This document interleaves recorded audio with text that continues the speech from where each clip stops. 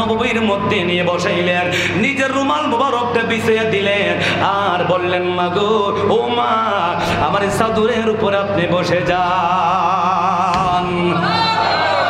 বৃদ্ধ মহিলা চাদরটাকে টান দিয়ে জমিন থেকে উঠাইয়া মাথার মধ্যে লাগাইলেন, চোখে মুখে চুমা দিয়ে বলছেন, নবী গো, ও আমার নবী, ও আমার নবী, এই চাদরে বসার যোগ্যতা আমার নাই।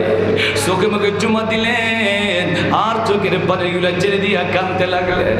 সাহাবীরা কয়, হুজুর, এটা কোন মহিলা যার জন্য আপনি নবী নিজে দাঁড়াইয়া গেলেন, রুমাল মোবারকটা বিছাইয়া দিলেন? এই মহিলা কে গো? এত সম্মান দেখাইলেন, তাজিম করলেন।